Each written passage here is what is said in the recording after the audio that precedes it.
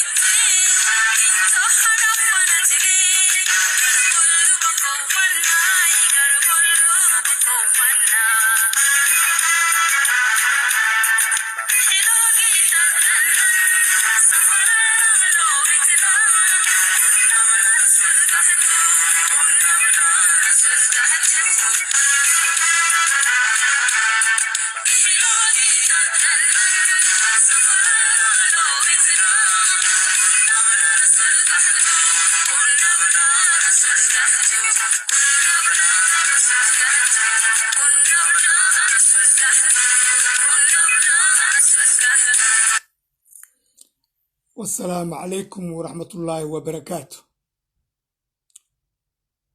قدقي mahadsanidin walaalayaal inta qolka ku jirta iyo inta dhegeysaneysaba mahadsanid.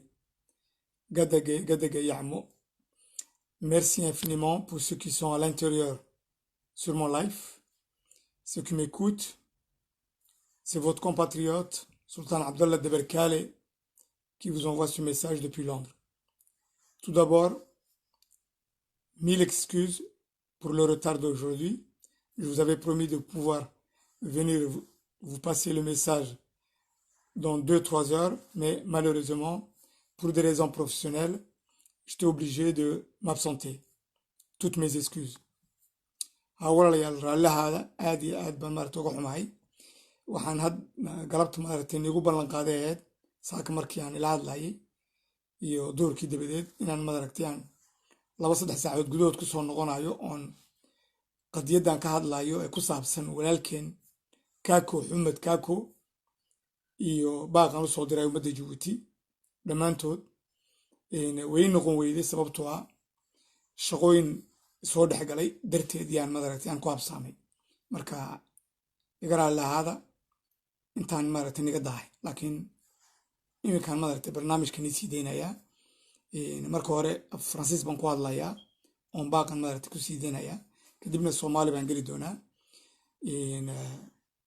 dhegeysi wacan sheer gareeya beeshkaygana madaragtay saara madaragtay sheer abonnez-vous à la page sababtoo hadalkaygu suu meel dheer u gaadho intaad badan tihiin intaad ku soo kordhaysiin hadalkayguna meeshaabuu ka sii qaadmayaa walun garanaya madaragtay inay dad badan ay dabaday dhegeystaan oo ay madaragtay sii sheergarayaan oo runtiina madaragtay wararkan ka haya Jabuutina madaragtay in magacayga iyo wixii soo gala iyo wixii madaragtay dhegeystaba ay cabsi weyn ka qabaan Suldaan Cabdulla Dabarkaale markii Jabuuti maaragtay hadalkiisa soo halqaado waa dhinac baa loo kala baxaa marka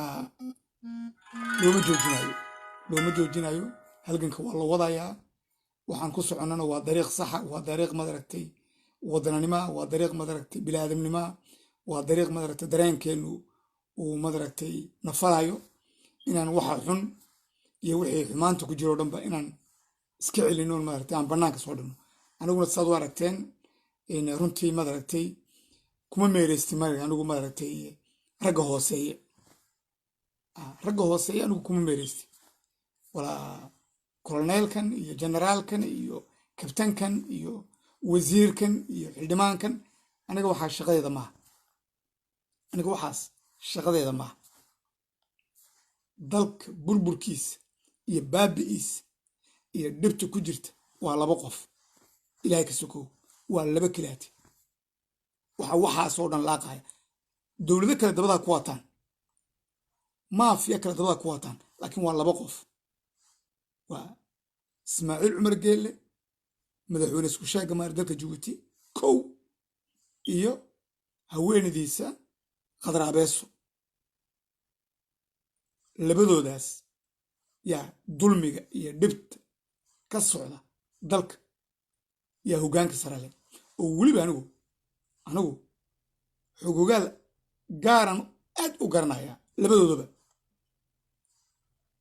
Ismaaciil Cumar Geelle markay tahay iyo khadra ka dhib badan runtii markaan ii sheego khadra way ka dhib badan tahay Ismaaciil Cumar Geelle wuxuu ka soo baxay iskoolkii xabashiga Hayle Silaasuu ka soo baxay Ismaaciil Cumar Geelle wuxuu ka soo baxay filosofigii maskaxdii Hayle Silaasuu ka soo baxay laakiin iyadu Khadra Abeeso waxay ka soo baxday ay ku barbaartay oo gacanta soo qabtay oo halkaas soo gaarsiiyey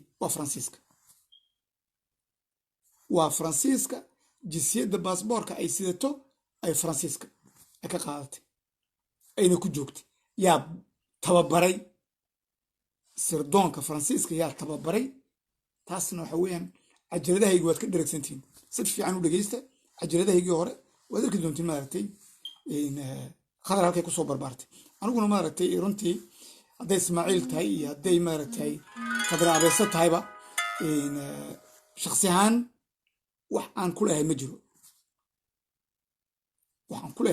jiro laakiin labadaba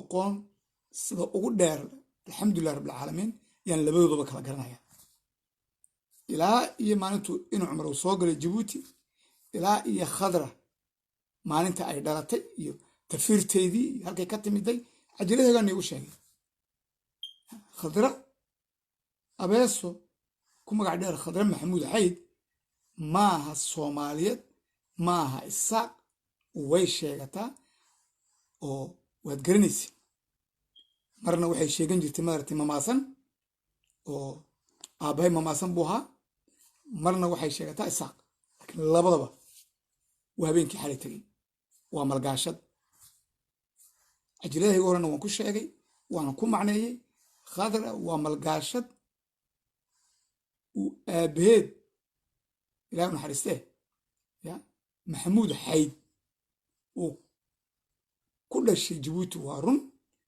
laakiin xagguu ka yimid that's the reality maxamuud xayd jabuuti buu ku dhashay laakiin caloolqaadka hooyadii ilaah u naxariistee waxay kala timiday tananariif caasimadda madaragtay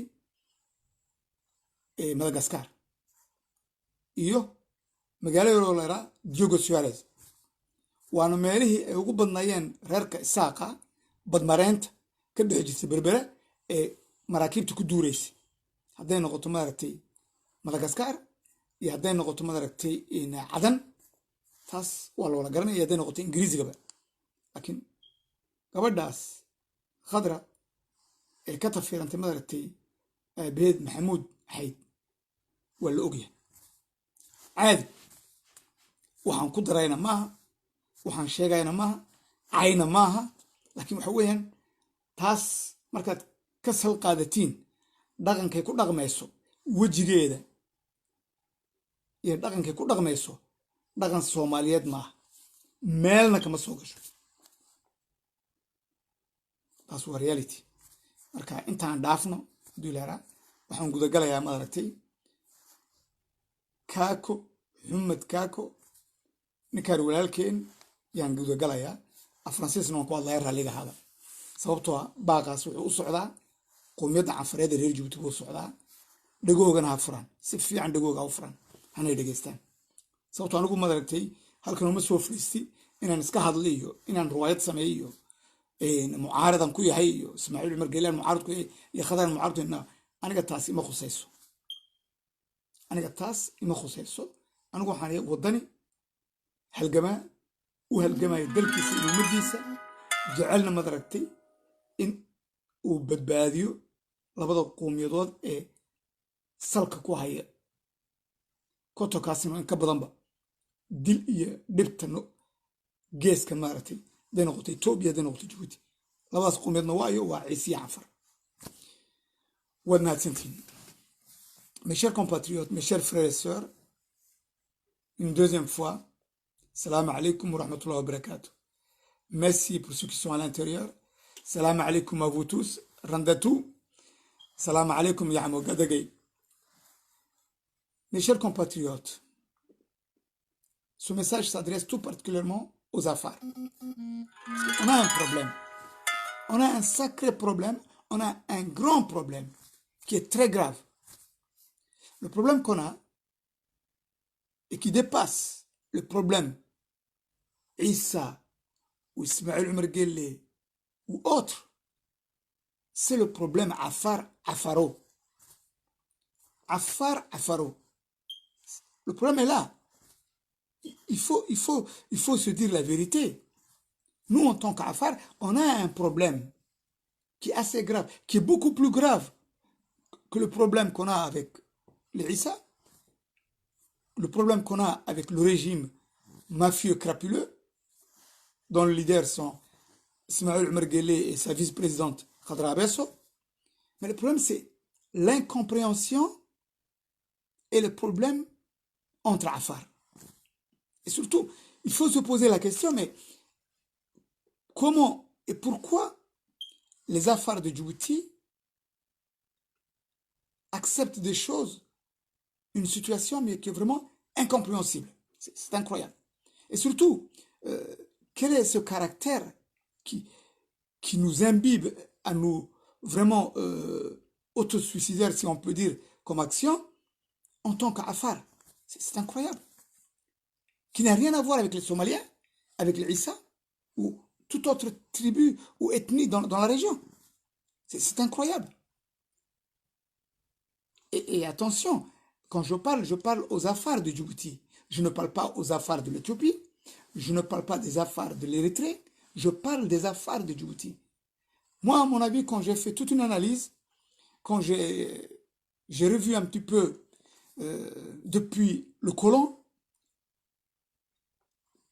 quel est cet abrutissement et quel est ce lâcher aller, ce côté un petit peu simpliste, ou si on peut dire, à dire, ben, c'est Dieu qui l'a voulu que je sois comme ça. C'est incroyable. C'est Dieu qui a voulu que je sois comme ça.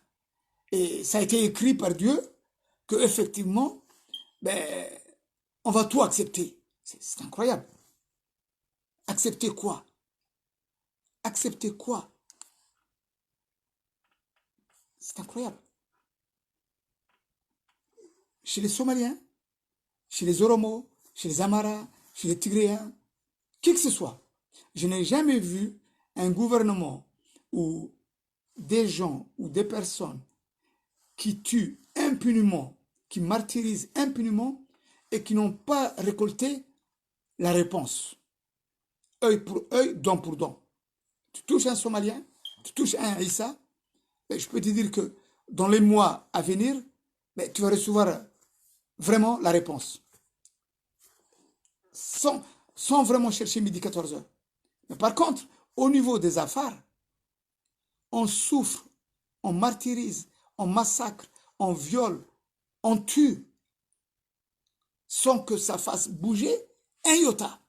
Et en plus de ça, ce qui est terrible, c'est que les mêmes traîtres qui effectivement cautionnent et participent à ce génocide en plein air, devant tout le monde, devant le monde entier, mais on est encore capable de pouvoir envoyer, si on peut dire, des amours, mais vraiment incalculables. C'est-à-dire que le tortionnaire, celui qui te tue, celui qui te viole, celui qui te fait tout le mal, et en plus, l'affaire, le traître lui-même, qui cautionne tout cela, il faut que tu manges avec lui, tu dors avec lui, tu sors avec lui, et tu l'embrasses. Et demain, quand il va crever, il faut qu'en plus tu l'envoies carrément au ciel, pas en enfer, hein, au paradis. On voit ça uniquement chez les affaires de Djibouti. C'est vrai que d'une manière ou d'une autre, il y a certaines ressemblances avec les affaires de l'Éthiopie et de l'Érythrée, dans cette mesure-là. À vouloir dire, bon, un mort, bon, même si c'était un traître, un criminel, on l'envoie, on lui pardonne et on l'envoie au paradis. Ça, c'est typiquement Afar. Par contre, le Somalien, le Issa, quand il s'agit d'un criminel, quand il s'agit d'un génocidaire, ben, il lui envoie aucune fleur, il lui envoie aucun dua, il lui envoie aucune prière, mais il l'envoie directement en enfer. En enfer. Ok. Il fallait que je comprenne ça. Il fallait que je me pose des questions. Parce que ce que je vois, ce que j'entends depuis des années,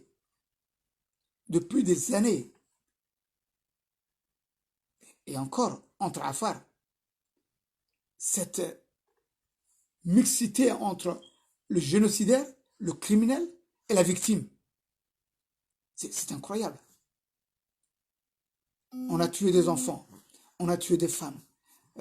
La semaine dernière, j'entendais Mohamed Kadami qui disait qu'on a tué un gars parce qu'il avait les cheveux longs. Il paraît qu'il avait une amitié ou une ressemblance avec les éléments du Frud. C'est incroyable. Et on l'a tué.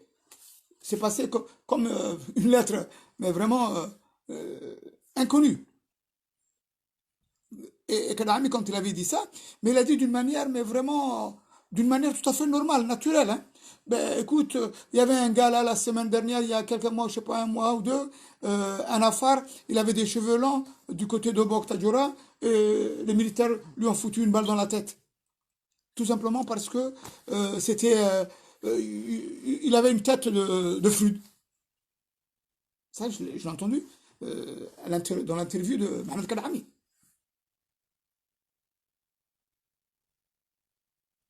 Qu'est-ce qui se passe? Qu'est-ce qui se passe? Bon, on va revenir à l'affaire Kako. Kako, Mohamed Kako. Écoutez-moi bien, s'il vous plaît. Parce que moi, j'ai beaucoup parlé sur Mohamed Jabha. Allah yarhamou. J'ai parlé sur Mohamed Jabha énième fois.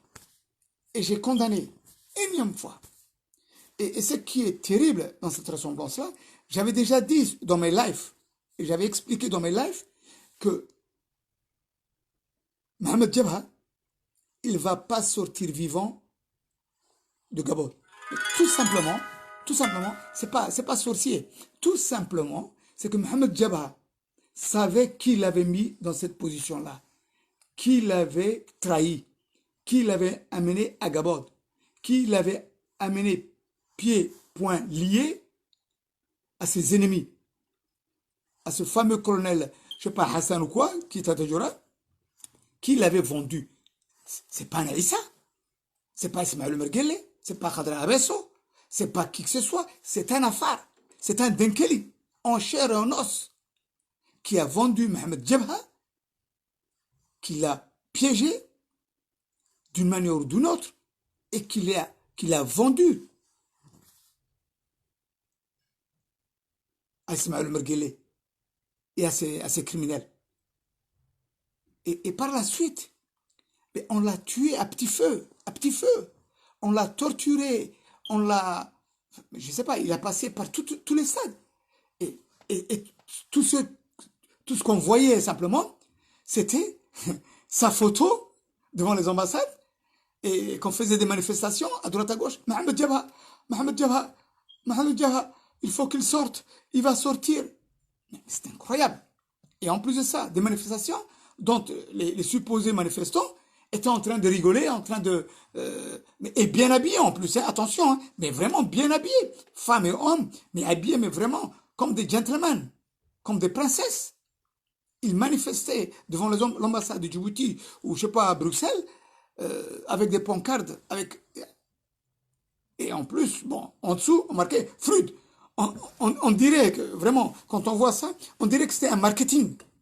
On se faisait de la publicité sur un frère qui était en prison à Gabon et qu'on savait que ses jours étaient comptés. C'est incroyable. C'est incroyable.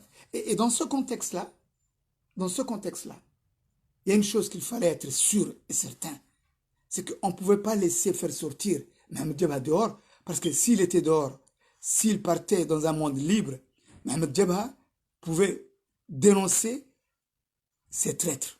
Et ça, c'était inadmissible. Et ces traîtres-là, il fallait qu'ils restent au sein du système Afar et qu'ils puissent continuer leur jeu de, si on peut dire, leur jeu de massacre à l'intérieur du peuple Afar. C'est pas compliqué. C'était ça. C'était ça, tout simplement. Et qu'est-ce qui s'est passé? Ce qui est encore inadmissible et incroyable. Ce qu'aucun Issa ne peut faire. Aucun Somalien ne peut faire, aucun Éthiopien ne peut dire, aucun gouvernant. Je n'ai jamais vu, à mon âge, je n'ai jamais vu dans un pays quelconque, même le plus grand des salauds criminels et tout, hein, au Parlement, avoir un prisonnier politique, avoir un citoyen, même un criminel, j'ai jamais, même en Irak, hein, en Irak, je n'ai jamais vu, même chez les ayatollahs, en Iran, jamais. Je n'ai vu un ministre ou un premier ministre qui puisse parler dans l'hémicycle du Parlement qui représente l'État, le peuple lui-même, dire ouvertement Mohamed Jabha ne pourra pas sortir de Gabon, il va sortir les pieds devant. C'est incroyable. Et ce même gars se balade et se promène aujourd'hui et depuis hier, et on mange avec lui, on dort avec lui, on l'embrasse, et on le félicite du matin au soir. Il y a des affaires qui le félicitent. Qu'est-ce qu'ils sont ces affaires-là? Ils n'ont pas de sang, ils n'ont pas de cœur. Parce que, attends, mais même humainement parlant, en tant que musulman, on ne peut pas s'octroyer, on ne peut pas dire ça. On ne peut pas dire ça. Même le plus grand des criminels, il a des droits. On a un devoir envers lui. En tant que musulman, en tant que chrétien, en tant que bouddhiste, on respecte ce prisonnier. Et c'est une convention des Nations Unies qui a été signée pratiquement toutes les guerres qui ont suivi. Un respect pour le prisonnier, quel que soit son motif. Mais de là à venir en tant que Premier ministre, se targuer de dire ce gars-là, il va crever, tant que moi je suis en exercice. Et en plus de ça, ce gars-là, il va aller se balader au sein du peuple Afar. C'est incroyable. C'est incroyable. C'est pour ça que je vous dis, on est, je ne sais pas, mais on est dans un monde autosuicidaire. Alors, pourquoi les Afars sont arrivés à ce stade-là? Pourquoi? Comment se fait-il qu'effectivement, l'Afar, qu'il puisse accepter tout cela? Je vous ai parlé dans mes lives. Je vous ai parlé énième fois, 1000 fois. Je vous ai expliqué comment certains militaires djiboutiens se sont comportés à Tadjoura, à Obok, Hanlé, Gagadé, Yoboki, les massacres. Et en plus, j'ai dit dans mes lives, ils ont filmé. Et cette vidéo, elle a été vue par des centaines de Djiboutiens à Toronto, Ottawa, Montréal. Et j'étais là. C'était en 94-95. Cette vidéo-là. Et certains, même quand certains Djiboutiens, Djiboutiennes, des enfants du pays, quand ils ont vu ça, mais ils ont pleuré. Certaines personnes ont pleuré. Ils ont dit, c'est pas possible. Ya Allah, Ya Allah.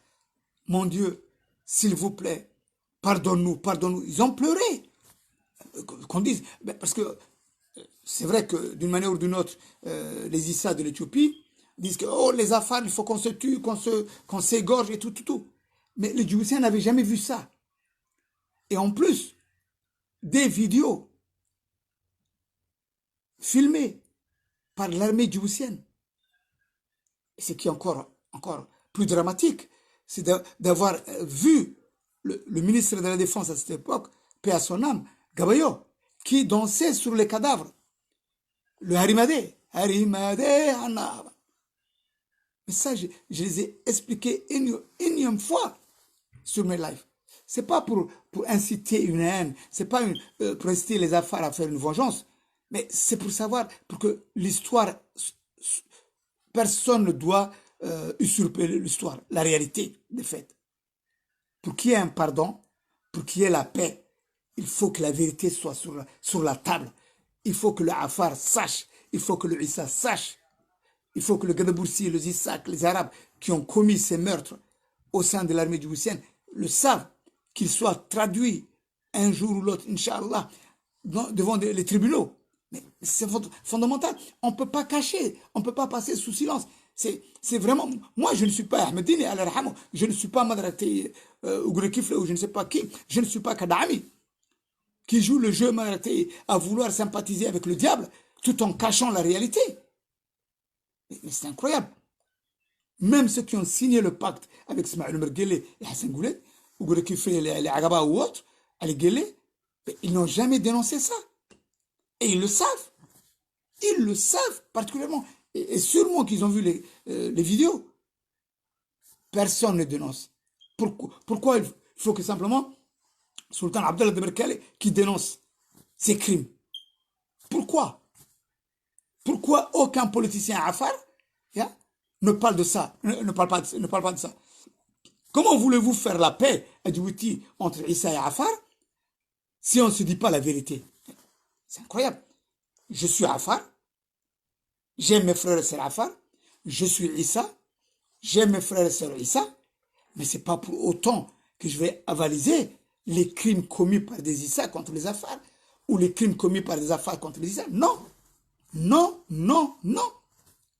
Ça n'a jamais été ma personnalité. C'est pour ça que, effectivement, bon, au niveau Afar, les Agaba, pour eux, moi je suis le diable personnifié qui les fait peur et qui les empêche de dormir. Pareil chez les Issa, chez Ismaël Merguele et Khadra Abesso. Ils savent très bien que ce que De Berkale dit, Sultan De Berkale, ce qu'il dit, c'est la vérité. Et ça les fait peur. Ça les fait peur. Ça les fait peur. Alors quand maintenant on me dit, il y a un abedi avec un gars qui parlait sur son live et qui parlait de 6-8 bonhommes qu'ils ont massacrés, mais c'est pas 6, 8 bonhommes qu'on a massacrés. Je parle de milliers. Wallah, des milliers. Les cadavres, ce qu'on peut dire, les tombes ou les trous qu'on a mis les corps par centaines, mais elles sont éparpillées entre Obok, Tadjoura, Yoboki, Hanle, par centaines. Le jour où il y aura la paix, où il y aura une vraie paix, et que on va parler de ce qu'on appelle réconciliation, vérité, mais vérité ne veut pas dire oublier, il faut que ces tombes-là puissent être ouvertes, qu'on puisse donner une tombe sereine et respectueuse à tous ces assassinats, tous ces génocides. C'est pas possible. Ce sont des êtres humains comme nous. Ce sont des frères et sœurs. Il y a des frères et sœurs qui sont à Tadjoura, Obok, Dekil, partout, à Djibouti, et qui ont ça, qui ne dorment pas la nuit, matin, midi, soir. Il y a des papas qui savent que leurs enfants ont été massacrés, tués du côté de Boli, du côté de Mabla, Ripta, dont moi-même j'ai des cousins, des frères et sœurs, qui ne dorment pas. D'autres sont morts avec ce chagrin dans le cœur. Et vous voulez qu'on oublie ça? Comme si Madratia, non. Non. On ne va pas oublier. Un génocide, un massacre, des assassinats, quels qu'ils soient, Afar, Issa, Gadaboursi, Issa ou autres, il faut que tout cela soit mis sur la table. C'est fondamental. C'est comme ça qu'on pourra reconstruire une nouvelle république, qu'on pourra reconstruire une nouvelle société et surtout, éventuellement, si possible, sauver, si on peut encore sauver Djibouti. C'est pas possible. D'ailleurs, Paul Kagame, l'actuel président du Rwanda, avec le génocide qui s'est passé en Rwanda, ben, ils n'ont rien caché. Tout a été mis sur la table. Tous les génocidaires ont été amenés. Ils ont passé devant les tribunaux. On les a condamnés. Et après, c'est là qu'après, on a essayé de faire face à ce que plus jamais l'histoire ne se répète. Mais sinon, si tout ça part en fumée et qu'on ne veut pas en parler et que demain on veut reconstruire une nouvelle république, Afar ou Issa ou président ou autre, mais qu'est-ce qui empêche cela de refaire le même coup ce que les autres ont fait? Qu'est-ce qui va les empêcher? Rien. Mais c'est une vérité. À partir du moment où on trouve que c'est normal de commettre des crimes, des assassinats, des génocides, et qu'on ne puisse pas leur demander des comptes à ces génocidaires, ces criminels-là, vous savez, changer un régime, Ismaël Merguele le changer et prendre un autre, Afar Issa, ça va recommencer. Mais maintenant, je dis, Sultan Abdelberkane, il dit, ça suffit. Ça suffit. Et c'est pour ça que je dis qu'il y a une certaine complicité passive ou même complice de tous ces soi-disant opposants alimentaires, Afaro Issa ou autres, qui ne parlent jamais de ça. Parce que ce que Sultan Abdallah de Berkane dit, ça fâche. Et c'est pas bien vu. Effectivement, puisque Allah Rahamo Ahmed Dini, Ahmed Shem Daoud et toute la clique et autres, ils n'ont jamais parlé de ça. Alors qu'ils savaient très bien. Et encore, ils savaient aussi pire que ce que je connais. Jamais. On mettait ça sur Madrati, une lettre envoyée dans une boîte postale. C'est parti. C'est fini. Non, c'est pas possible. Allah ne veut pas. Allah ne va jamais accepter. Et la nouvelle génération ne va jamais accepter ça. C'est pas possible. C'est si vraiment on veut sauver ce pays-là, si on veut sauver vraiment, et ça, il y a Afar. C'est une vérité. Si on veut sauver, effectivement, il faut que la vérité, même si elle blesse, même si elle fait mal, même quoi que ce soit, il faut qu'elle soit sur la table. C'est fondamental. Le reste, c'est du caca, c'est du karafid, c'est du arafid, tout ce que vous voulez. C'est carrément envoyer, je sais pas, c'est de la fumée. Et ça, c'est pas possible. On ne peut pas construire un pays, un peuple, avec des mensonges. Et rester dans les mensonges sans éventuellement donner justice à toutes ces victimes. Toutes ces victimes. Toutes ces victimes. C'est incroyable. Quand je vois l'année dernière ce qui s'est passé à Al-Sabi avec Mado, la jeune fille, comment elle a été massacrée, comment elle a été tuée. Et, ah oui, on a trouvé 4-5 gars, des drogués, des buveurs d'alcool, ils sont à Gabod. Et qui parle de Mado? Qui parle de Mado?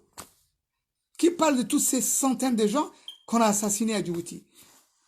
Par contre, je reviens à une chose que je voudrais tout particulièrement féliciter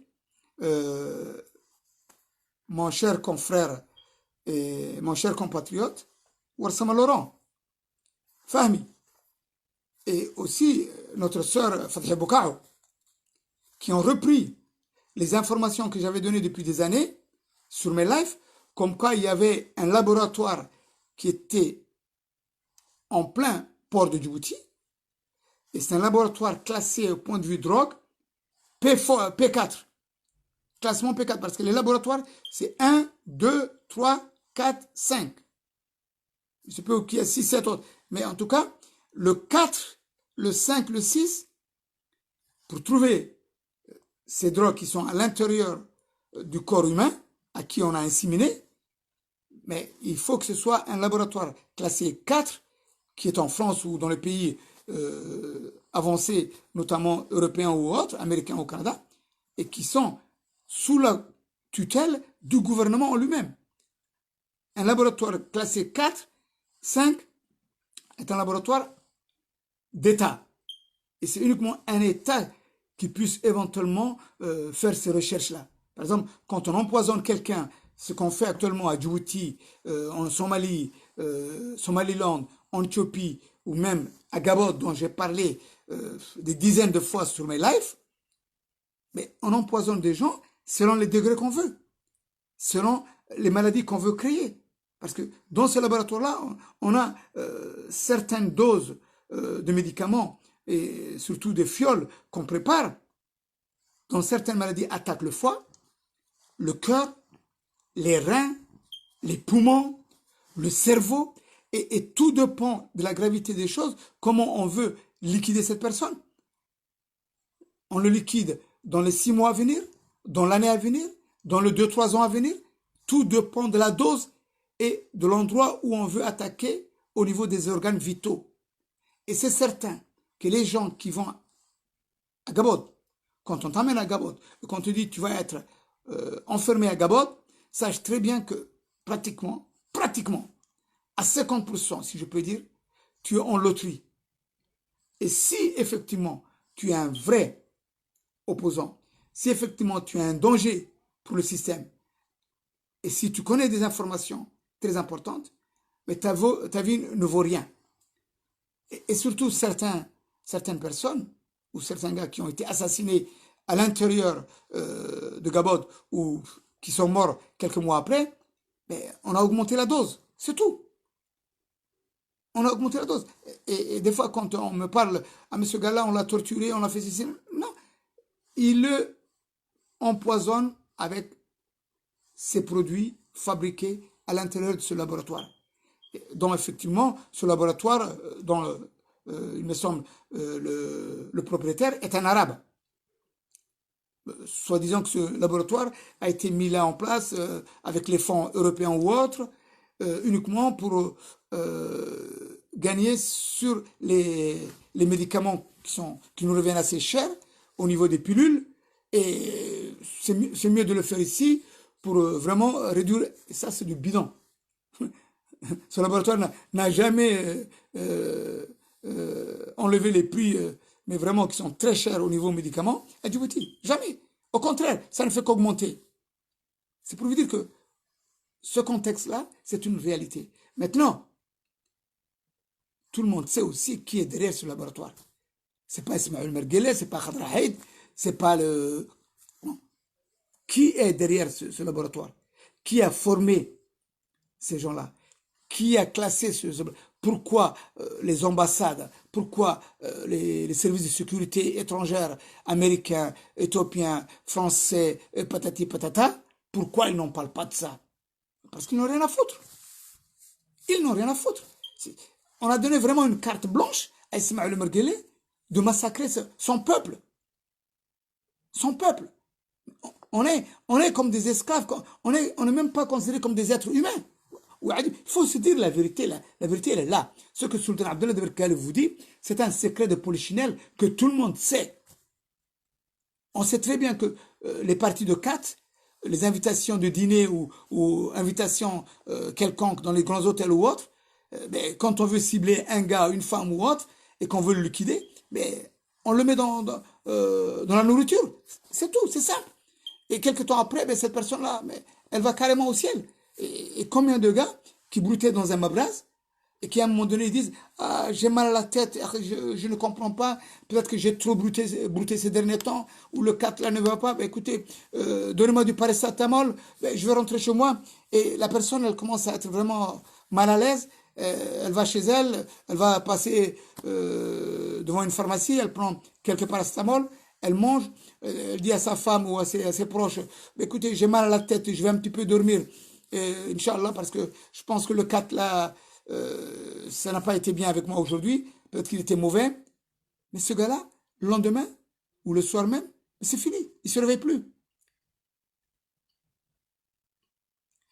Oui, Mohamed Qadar, le laboratoire appartient tout particulièrement à Ismaël Merguele et à Khadra. C'est eux qui gèrent au-dessus. Les médicaments et tout, c'est sous la coupole de la présidence. Ce laboratoire, il ne dépend uniquement que de la présidence.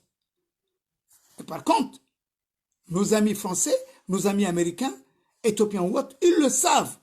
Tout le monde le sait. Tout le monde le sait. Même les autorités, les ministres, le premier ministre, tous ces gens-là, ils le savent. Si ce n'est qu'eux-mêmes, des fois, ils en prennent les fioles et ils le donnent à certaines personnes pour liquider tel ou autre. C'est pour ça que je dis félicitations à Laurent Wassama Laurent et famille et les jeunes compatriotes avec Fatah Boukao d'avoir repris les informations que j'ai données il y a quelques années de cela dans mes lives. C'est devenu une vérité. Combien de gars qui sont partis à Gabon, y compris entre guillemets les opposants, qui aujourd'hui sont malades. Ils ont des problèmes de cœur, ils ont des problèmes de reins, ils ont des problèmes de foie. Certains sont partis, d'autres sont malades, uniquement parce qu'on les a empoisonnés pendant qu'ils étaient à Gabon. On le sait, ça. Et on sait qui était derrière. Et oui, on le sait. Mais par contre, depuis que j'ai parlé, que je donne toutes ces informations-là, effectivement, ces gars-là, ils ne vont pas faire long feu. Et ils ne vont pas finir leur vieux jour. Peut-être que même, on va les liquider même bien avant. Uniquement pour couper le pont. Parce que le système de Ismaël Merguele et des gens qui l'emploient, c'est que quand ils t'envoient faire un acte à tuer quelqu'un ou assassiner quelqu'un ou empoisonner quelqu'un, sache très bien que toi aussi, quelque temps après, tu es hors circuit. Tu es tué. Ça, c'est certain. Tu es tué. Ah, ils ne veulent pas laisser de traces. Ils ne veulent pas laisser de traces. Et ils savent très bien que le jour où ils vont sauter, le jour où le peuple va les prendre en main, s'ils sont vivants, mais ces jours-là, quand ils vont passer devant les tribunaux, tous ceux qui ont joué ce jeu-là et qui étaient dans ce système-là, mais ils vont parler. Ils vont dire la vérité. Et c'est fini. Mais je vous dis sincèrement, vous ne pouvez pas vous imaginer tout ce qui se passe à Djibouti. Tout ce qui se passe à Djibouti, c'est carrément, c'est même des fois inimaginable. Inimaginable. Quand vous entendez des fois, il y a des enfants qu'on ne trouve pas, qui sont perdus, on ne les trouve pas. Des enfants, des fois, qu'on les trouve morts. Morts. À Djibouti-Ville. Des filles et des garçons. Et on n'en parle pas. Et c'est la voirie qui va en pleine nuit creuser un trou et ma salam. Combien de corps la voirie elle a ouvert un trou à PK12, je ne sais pas, PK13, ou même des fois, pour certaines personnes, notamment comme Awala Guélé, ben, on le met carrément dans un bidon, dans un baril de 100-200 litres, avec du ciment et de l'acide, et on le jette au-dessus du côté de Mascali et Moucha, ou bien du côté de la Siesta, en haute mer. Des cas comme ça, on a des dizaines. Des gens même qu'on cherche jusqu'à présent, et qu'on n'a aucune nouvelle. Tout simplement parce que on les a mis dans des barils, et on les a jetés en pleine mer. Oui, Mohamed Khadr, de cobaye, c'est vrai, mais il n'y a pas de cobaye. On a besoin des organes vitaux, et surtout les enfants, les enfants, les femmes ou autres, les reins, le foie, les yeux, tout ça, c'est une vente, ce qu'on appelle comment on appelle les crimes, ce sont les trafics d'organes. Et ça, c'est une réalité. Bon, maintenant, on revient au fait. Ce que je voulais vous dire, c'est qu'il y a une similitude qui est assez claire et vraiment visible. C'est que ce que vous voyez aujourd'hui avec Kako, et surtout les vidéos, les informations qu'on fait passer sur Facebook. Oh, il avait une Kalachnikov, on prend une photo, on le met là. Oh, il est venu de l'Érythrée, c'est un terroriste, il voulait préparer ça. Tout ça, c'est une manière de dire que Kako, Ahmed Kako, si les Afars veulent le sauver, c'est un point. Allah peut le sauver encore, Inch'Allah. Mais la vérité, elle est là, ce gars-là, il est condamné à mort. Je vous dis, sincèrement, regardez, que ça fasse mal, que ça fasse peur ou quoi que ce soit, sachez une chose, je parle à la famille de Kako. Je vous dis, si l'enfant Kako, notre frère Kako, s'il ne sort pas dans les jours à venir, s'il ne sort pas de la prison de Gabon, soit il sera empoisonné et il risque d'avoir un arrêt cardiaque, soit ben, il sera tellement grave qu'aucun autre médecin va le sauver. Et je me demande même s'il le laisse sortir vivant de Gabon. C'est moi, parce que pourquoi? Tout simplement, c'est que Kako, c'était un plan qui a été mis en place déjà depuis 2-3 mois. Il y avait suite à une réunion, mais vraiment au sein d'un cercle fermé d'Ismaël Merguel et de Khadra, où effectivement, il fallait faire un coup. Et le coup, c'était quoi? Ben, écoutez, comment effectivement rendre service à nos frères et sœurs Issa, tués par les Afars là-bas, qu'on puisse se venger sur les Afars de Djibouti. Alors, dans ce contexte-là, parce que, vous savez, les Afars de Djibouti, avec tous les coups qu'on leur fait, avec toutes les saloperies qu'on leur fait, ils ne bougent pas encore. Que ce soit Obok, Tadjora, Dikil, Yoboki ou autre, ils ne bougent pas. Alors, il faut qu'on trouve quelque chose. C'est pour ça qu'effectivement, on a pris quelques gars au niveau Issa et on les a emprisonnés. Bon, ça fait une petite boule de neige, mais pas trop. Le seul Issa qui, pour le moment, a fait bouger les choses, c'est Younis. Ousmane Younis Bogoré. Bon. Et ça m'a surpris qu'il est sorti assez vite de cette façon-là, mais tout simplement parce que les Afars se sont mis dans le lot. Et là, on voyait un trait d'union qui se faisait entre Afar et Issa contre le régime. Et ça a fait peur. Ils ont fait une marche arrière. Je me dis, oh, attention, là, on joue vraiment un jeu dangereux. Ça va nous péter dans la gueule si les Afars et Issa, à Djibouti, ils se regroupent. Alors, ce qu'on va faire, on va faire sortir Younis. Comme ça, on va garder Kako, quitte à le liquider Kako. Et on fera passer les messages au niveau tribal en disant, regardez, ça ne vous regarde pas les Afars, laissez-les crever. Et de toute façon, on va essayer de se venger sur les morts qui sont passés en Éthiopie. On va les tabasser, ceux qui sont à Djibouti. Que ce soit Tadjora, Obokot, tuer 1 ou 2 gars, 3 gars, ici et là, ça passe inaperçu.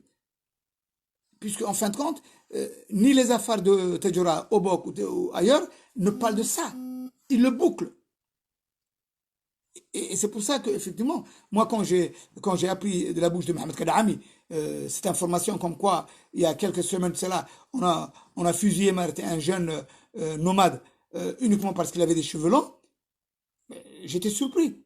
Mais des cas comme ça, il y en a des dizaines. Des dizaines. Des femmes ou des enfants tués tout le temps. Même, il y a quelques mois de ça, à Boli ou je ne sais pas, à Dora, du côté de Aranda ou autre, il y a eu des morts, mais personne n'en parle. Ni le Issa, ni le Afar. Mais par contre, maintenant, il fallait faire un coup, parce que la pression au niveau de Ismaël Merguele, c'est qu'au niveau des Issa de l'Éthiopie, effectivement, il y a une pression qui vient de ce côté-là. Regarde, il faut qu'on se venge contre les Afars de Djibouti. Parce que le problème qu'il y a, c'est que les Afars de Djibouti, ou le peuple de Djibouti, ils ont été désarmés par la France.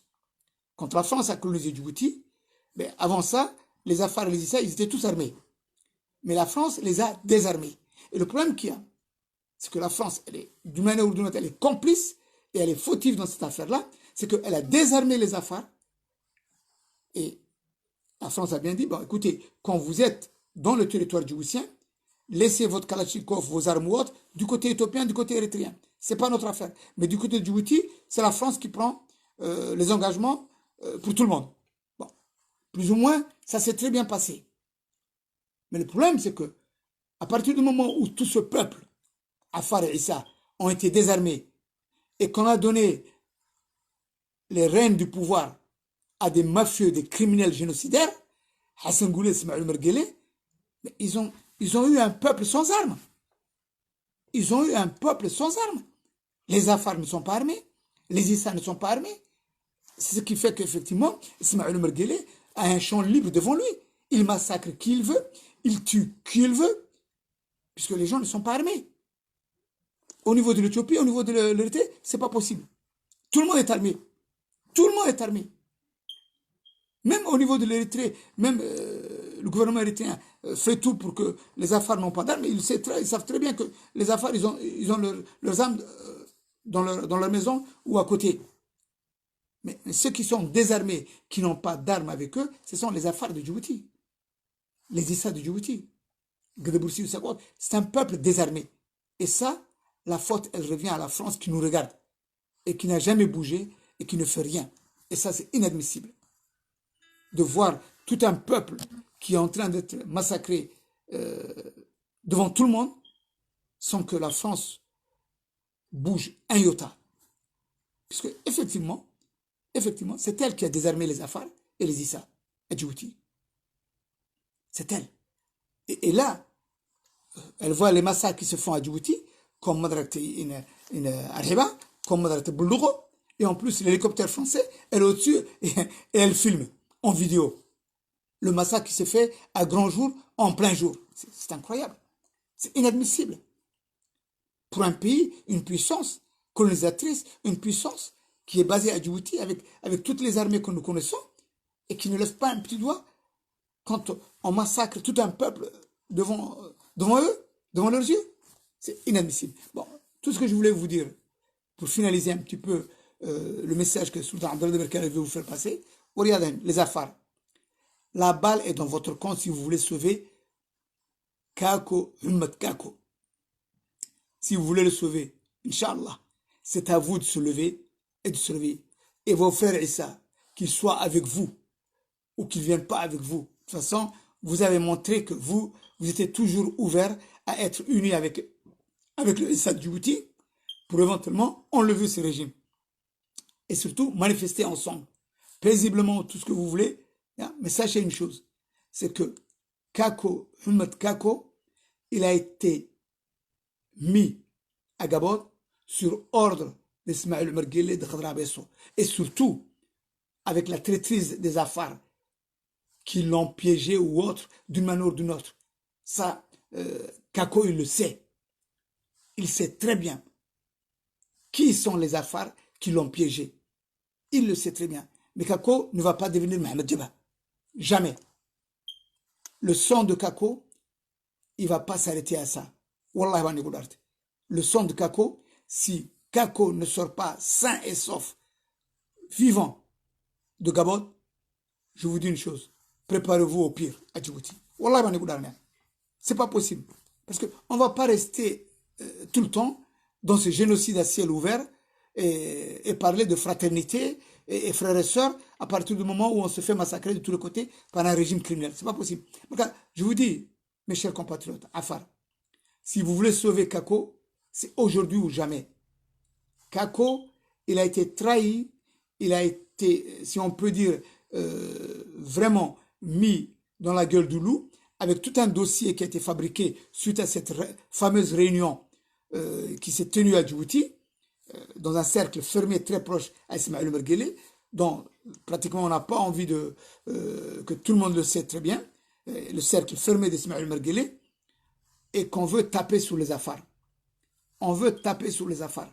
Et taper sur les Afars, c'était vraiment, d'une manière ou d'autre, un petit peu rendre service, si on peut dire, ceux qui sont dans l'armée, qui viennent de City, de l'Éthiopie ou autre, ou de la Somaliland, et qui, soi-disant, veulent venger leurs frères Afar et Issa qui ont été massacrés ou tués du côté de l'Éthiopie. Non, ça ne peut pas se passer comme ça. Parce qu'en fin de compte, ces massacres, ce génocide ou quoi que ce soit entre Afar et Issa de l'Éthiopie, qui finance ça? Qui a mis le feu? C'est Ismaël Merguele, c'est Djibouti. L'Éthiopie le sait, la France elle le sait, les Américains le savent, les Érythréens le savent, tout le monde le sait. Alors, on sait que le mal vient de Djibouti et c'est Ismaël Merguele en personne avec Khadra Abesso et toute l'équipe. Alors maintenant, si la guerre qui est la guerre civile entre frères et sœurs de l'Éthiopie, on veut se venger sur les Afars de Djibouti ou sur les Issa de Djibouti, tout simplement parce que c'est un peuple qui est désarmé, qui n'a pas d'armes, c'est inacceptable. On ne peut pas accepter. On ne peut pas accepter. Et c'est pour ça que je vous dis, levez-vous d'une seule main. Sachez une chose. Les histoires là, les pancartes là, Kako, libéré, Kako, les ambassades et autres, ça, le cinéma là, on le laisse à Mohamed Kadhaami. Mohamed Kadhaami, combien de fois je lui ai parlé? Son silence, il n'y a pas 36 solutions, vous pouvez le comprendre. Mohamed Jabha, qui soi-disant était un membre du FRUD, qui était sous l'autorité de Mohamed Kadhaami, mais comment se fait-il que Kadhaami n'a jamais fait une enquête officielle pour tout le monde? Comment il a été arrêté? Qui l'a arrêté? Qui l'a dénoncé? Est-ce que Kadhaami a fait une enquête là-dessus, officielle, devant tout le peuple de Djibouti? Afar ou Issa, qui sont les traîtres Afar, qui ont vendu à Kako au colonel de Sejora, l'Afar? Non, ça c'est quand même assez rigolo. Faire des manifestations devant les ambassades et tout. Est-ce que Mohamed Kadhaami, est-ce qu'il a porté plainte au nom du FRUD ou je sais pas, au nom d'une association quelconque? Puisque on a parlé, tu vois, des femmes, on a violé des femmes djiboutiennes, l'armée djiboutienne a violé, ceci, cela, on va porter plainte. Est-ce qu'on a porté plainte devant les tribunaux? Est-ce qu'on a porté plainte? Est-ce qu'on a porté plainte contre les génocidaires comme Mohamed Jama, le colonel Jama qui se balade à Paris, invité à Paris, dont son frère vit à Paris, avec toute sa famille? C'est incroyable. Non, mais attendez, est-ce que je suis fou? Est-ce que je suis un débile? Ou c'est vous qui sont des fous? Et c'est vous qui sont les débiles? Mohamed Kadhaami, qu'est-ce qu'il est? Qu'est-ce qu'il est? Il parle au nom du FRUD. Je suis le président du FRUD. Un FRUD invisible. Mais par contre, quand il faut défendre le nom de Mohamed Jabha et l'amener devant les tribunaux, jamais. Moi, quand il fallait se mettre à côté de Jean Louchal, le président de la RDHD, mais j'étais là avec lui. Et vous savez très bien qu'Ali Kouba aussi était là devant, à côté de moi. Il y avait aussi l'ancien commandant Iftin, Al-Moukani, et le jeune frère Abdurrahman, ex-conseiller, si on peut dire, conseiller de la trésorerie à l'ambassade de Djibouti à Sanaa. On était les 5, moi, Ali Kouba, Iftin, Mohamed, Abdurrahman. On était les 5 à être présents, à venir dire présents devant au tribunal de Paris, dont moi je parlais des assassinats des Afars de la Somaliland sur ordre d'Ismaël Merguele, notamment le massacre de Arriba. Kadhaami, il était là, mais Kadhaami, il a refusé textuellement, directement à Jean Louchal, qui le défend aujourd'hui. Il a dit non, moi je ne viendrai pas là. Mais ce qui est terrible, il n'a pas voulu venir se présenter devant le juge, mais il était dans la salle. Mohamed Kadhaami, il était dans la salle. Tout le monde était dans la salle pour nous écouter. Et même, comment il s'appelle, le défenseur d'Ismaël Merguele et de Zakaria, c'était Maître Aref. Et sur ce côté-là, je félicite Maître Aref de n'avoir pas répondu à, à tout ce que j'avais dénoncé devant les juges. Et ce qui est formidable, c'est que quand le président du tribunal a posé la question à Maître Aref en disant ce que Deberkale dit, est-ce que c'est vrai ou pas, tout ce qu'il dénonce, les massacres de génocide des Afars en Somaliland, au Al-Hiba ou ailleurs, et qu'est-ce qu'il a dit, Maître Aref? Il a dit non, je ne peux pas dire oui, je ne peux pas dire non. Je ne réponds pas, monsieur le président. Et c'est formidable. Puisque le défenseur de Ismaël Merguele, Maître Aref, il a totalement refusé de me contredire. Alors que quand on parlait du général Zakaria, avec toutes les conneries et toutes les saloperies qu'il avait fait au niveau de l'armée, et surtout de l'attaque dont il voulait se positionner contre la RDHD et Jean-Loup Chahal, mais là, il était vraiment... il défendait Zakaria, Maître Aref. Mais par contre, quand on parlait des Afars et du génocide qui a été commis, il a dit non. Cette affaire-là, je ne dis pas non, je ne dis pas oui. Et ça, je l'en félicite et je lui dis merci, maître. Merci, frère. Ça, on ne va jamais l'oublier. Par contre, Kadhaami, il était dans la salle. Il n'a jamais vu, il n'est pas venu là pour parler de Arhiba, puisque tous les ans, il vient avec son équipe devant l'ambassade en disant Arhiba, Arhiba, 18 décembre, 18 décembre. Du cinéma. Pourquoi on n'a pas porté plainte? Pourquoi il n'a pas porté plainte? Écoutez, je vous laisse un petit peu comprendre et voir les choses. Et c'est lui-même qui a dit dernièrement, quand on lui a posé une question avec la rencontre qu'il a eue avec le dernier des ministres, Abdelkader Kamil, à Paris, il a dit il est venu me voir pour me proposer de l'argent, un poste ministériel, moi et mes collaborateurs à Djibouti, de signer un pacte avec Ismaël Merguele, et j'ai refusé. Mais attendez, parler avec celui qui a dit au sein de l'hémicycle, Mohamed Jabha, il va crever, accepter de discuter avec ce gars-là, mais c'est un déshonneur complet. Il n'y a rien à dire. C'est un déshonneur complet. Le président du FRUD qui parle avec un criminel premier ministre qui a osé dire ouvertement que Jabha, il va mourir, se mettre autour d'une table et prendre un café avec lui et parler d'une proposition quelconque. Non. Moi, en tout cas, je ne l'aurais jamais fait. J'aurais préféré 1000 fois parler avec Ougouré Kiflé, avec Ali Guelleh. Au moins, eux, ils ont choisi leur camp avec honnêteté et en toute sincérité. C'est clair. Moi, ce genre de personnes, je le respecte, moi. Ali Guelleh, Ougouré Kiflé, Jean-Marie, je les respecte parce qu'ils ont fait un choix de se mettre avec Ismaël Merguele. Et c'est clair. Mais par contre, ce gars-là, dernier des ministres, qui a condamné à mort Mohamed Jabha uniquement parce que s'il sortait vivant, il aurait dénoncé qui l'a mis dans cette position-là. Et Kadhaami n'a jamais fait une enquête. Et je suis pratiquement sûr et certain, moi, en tant que vraiment expert en matière dans cette saloperie de système tel que je vois, je suis sûr et certain à 99,99%, Mohamed Kadhaami, il sait qui l'a arrêté, qui l'a mis dans les mains du colonel de Tadjoura. Il n'y a rien à dire. Il n'y a rien à dire. Tout simplement parce que, premièrement, c'est le président du FRUD, parce que c'est lui-même qui s'est autoproclamé. Deuxièmement, qu'est-ce qu'il faisait là, Mohamed Jabha? Pourquoi il est venu? Avec qui il était en contact?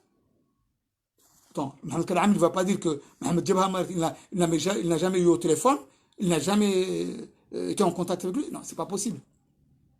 C'est pas possible.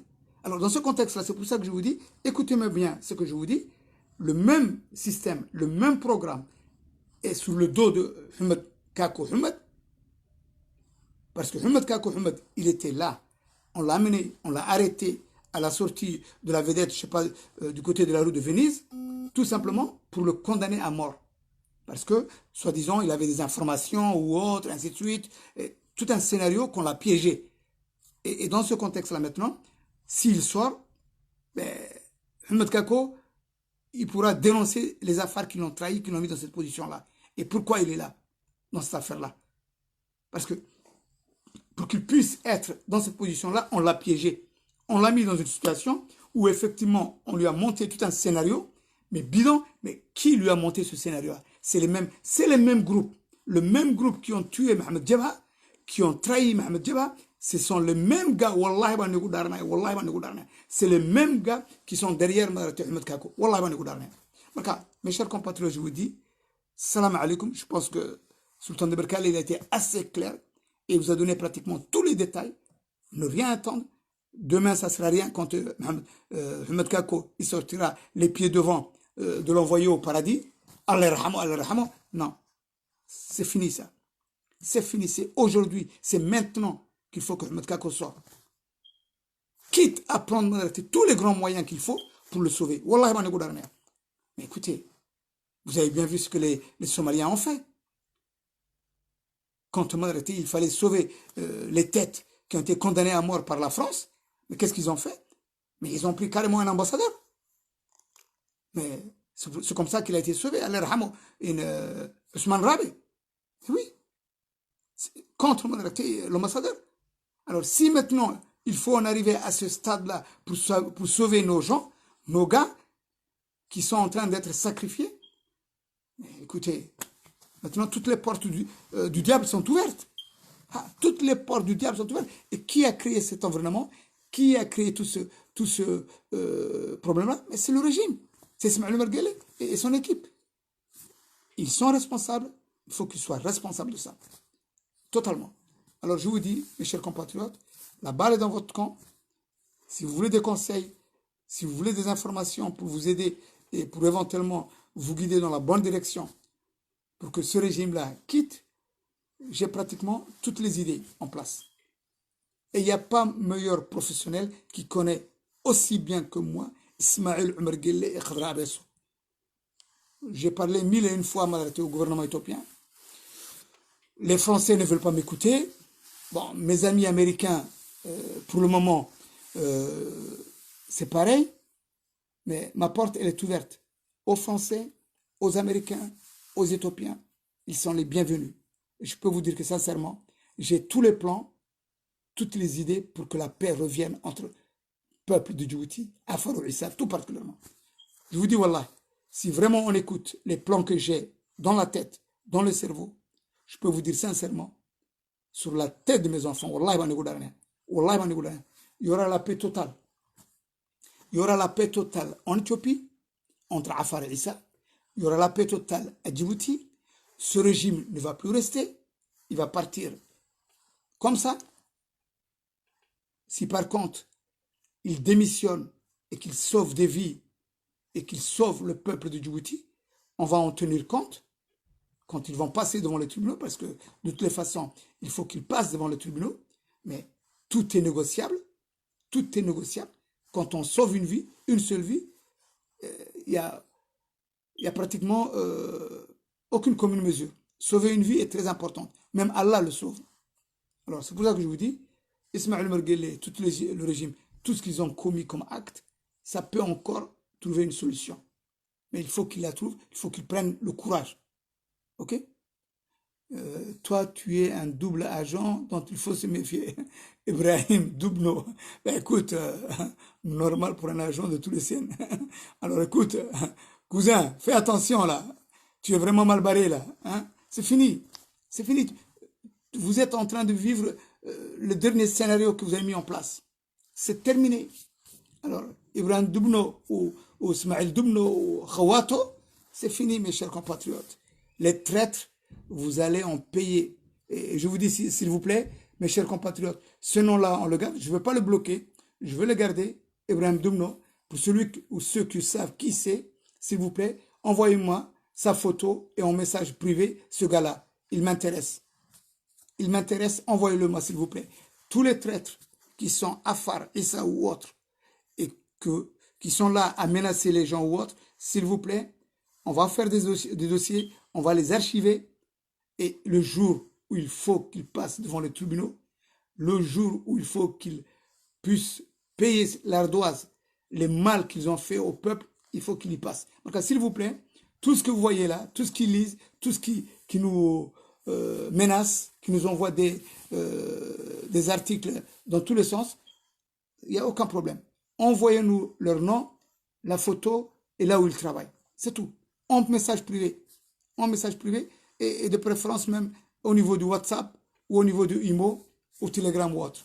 S'il vous plaît. Parce que Facebook, c'est au niveau de... c'est entre les mains des Chinois et ce sont les Chinois qui ont la messagerie ou autre et qui sont vraiment en contact. Mais par contre, je pense qu'au niveau de WhatsApp, IMO ou bien Telegram, il y a encore vraiment certaines possibilités. Et pour ceux qui peuvent éventuellement aller sur un IPN pour éventuellement rentrer ce qu'on appelle le dark social media, ça, vous pouvez le faire aussi.